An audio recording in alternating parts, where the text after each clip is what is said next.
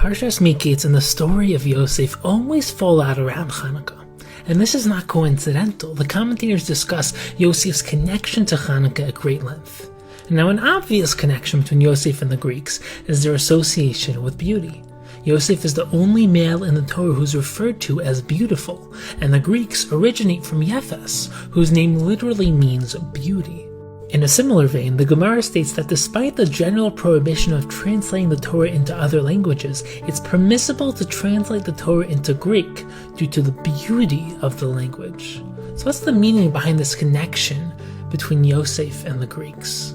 Additionally, in Parshas Noach blesses his two sons as follows: Yaft Elokim liYefes v'yishkon bo leShem. Hashem will grant beauty to Yefes, and he will dwell within the tents of Shem. Yefes is the ancestor of the Greeks, and Shem is the ancestor of the Jews. This seemingly paints the Greeks as a positive force, as a beautiful nation, fitting to dwell within the framework and boundaries of Judaism. However, the Chanukah story and other incidents throughout Jewish history reveal a very negative and harmful relationship between the Jews and the Greeks. What then is the meaning behind the Torah's positive portrayal of the Greeks, and what's the meaning behind their beauty? So in order to understand why both Yosef and the Greeks are referred to as beautiful, and the powerful connection between them, we have to understand the spiritual concept of beauty in all its depth. And to do so, we have to trace the spiritual concept of beauty back to the creation of man before Adam Harishon's sin. Before Adam sinned, he looked nothing like you or I do today. When we look at each other, all we see is flesh and bone. But if you looked at Adam before he sinned, his appearance was angelic, transcendent, luminescent. The Midrash says that he wore kasnas or, skin of light. When you looked at Adam, you didn't see his body, you saw Adam himself, his neshama, his soul. When you look at a light bulb, all you see is radiant luminescence. Only if you look very closely can you just make out the surface of the bulb. And the same was true regarding Adam. Only if you looked very closely could you just make out his physical body. His body was transparent, with the outside loyally and fully reflecting his inner self. And this is true beauty, where the inner and outer melt into a oneness, where the physical perfectly reflects the inner spirituality, where the physical projects something much deeper than itself. Beauty is the harmony and synthesis of different components, resulting in something infinitely greater than the sum of its parts. And when Adam sinned, however, the world fell and Adam's body fell as well. The physical no longer revealed the spiritual, but hid it. And now, when we look at each other, we don't see our true selves. All we see is a physical body. What was once light is now darkness. People can't see your inner world, your thoughts, your consciousness, your emotions, your soul. All they see is your external body. Now, in order to reveal yourself to other people, you have to actively use the physical to reveal the spiritual. Only through your words, actions, facial expressions, and body language can people gain a glimpse into who you truly are. The body used to be incandescent and reveal. Now, it only hides. It's up to us to reveal. And after the sin of Adam Harishon, genuine beauty became elusive. Sarah Imenu, however, was one of the few who still achieved this lofty feat. We know Sarah was physically beautiful, that her beauty wasn't just an ethereal spiritual nature, because when Sarah and Avram descended to Mitzrayim, to Egypt, the Egyptians and even Paro himself desired her. The Egyptians were steeped in immorality, interested only in beauty that ran skin deep. However, we also know that Sarah was immensely spiritual as well, that she reached the loftiest of spiritual levels. And at the end of Parshas Noach, Rashi explains that one of Sarah's other names was Yiscah. A name always reflects essence, so we have to understand the meaning of this name and what it reveals about Sarah Imenu. Yiscah means transparent, and Sarah's true beauty lay in her transparency. Her inner beauty completely permeated and was loyally reflected through her physical body. Genuine beauty requires the midah, the character trait of transparency, where the physical body reflects the inner and spiritual beauty, something infinitely greater than any external beauty.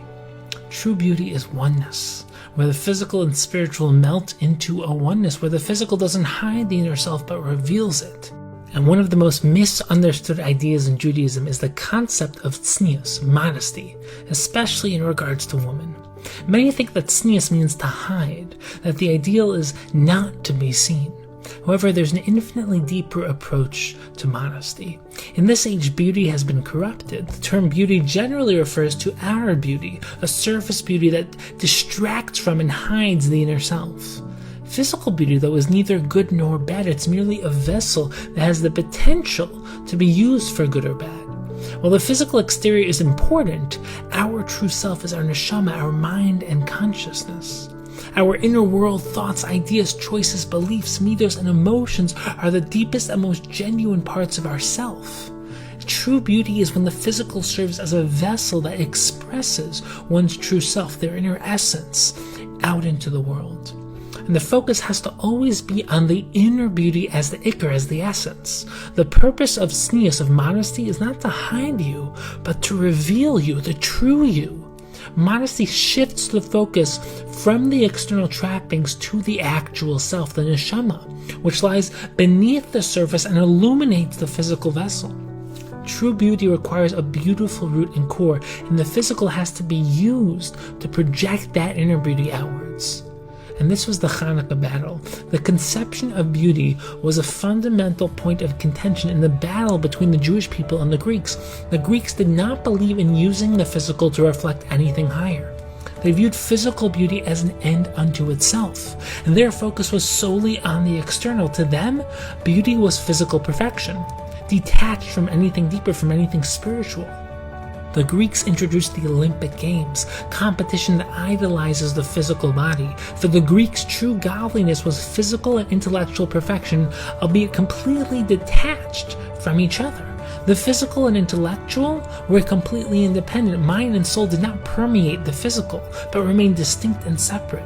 And this is why the Greeks come from Yefes, which means beauty, and why their language is referred to as beautiful. Ideally, the Greeks could have reflected true beauty, a perfect harmony and oneness between physical and spiritual beauty. And this is the ideal that Noah hoped for when he said, Yafta Elokim liyefes v'yishchon bo leishim. Hashem will grant beauty to Yefes, and he will dwell within the tents of shame. Ideally, the Greeks would have harmonized with the Jews, joining the physical with the spiritual. Instead, they chose to corrupt true beauty, disconnecting the spiritual from the physical and projecting the physical as an independent end in itself. And Yosef is connected to Chanukah because he represents the harmony between the physical and the spiritual. He successfully utilized the physical to reflect something higher. The Torah calls him beautiful because his physical body projected something infinitely deeper than itself. And this is the profound meaning behind the name that Paro gives Yosef, Tzafnas Paneach, which means to reveal the hidden. A name reflects inner essence, and Yosef's midah, his attribute, was true beauty, the ability to harmonize the physical with the spiritual, the hidden with the revealed. Yosef represents our victory over Greek ideology, the ability to hold on and stay true to a life of Torah, to see the physical as a reflection of something infinitely deeper than itself. And the Greeks attacked Yerushalayim, trying to disconnect us from the Beis Hamikdash, the temple, the place where Hashem most deeply and intimately connects with the physical world. The place of the Beis Hamikdash is referred to as Tzion, a unique, beautiful, and distinguished place.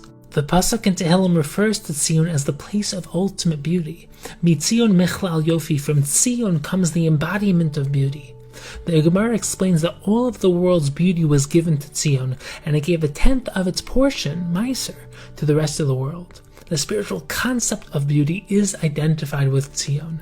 And Yavan represents external surface beauty, while Tzion represents true beauty.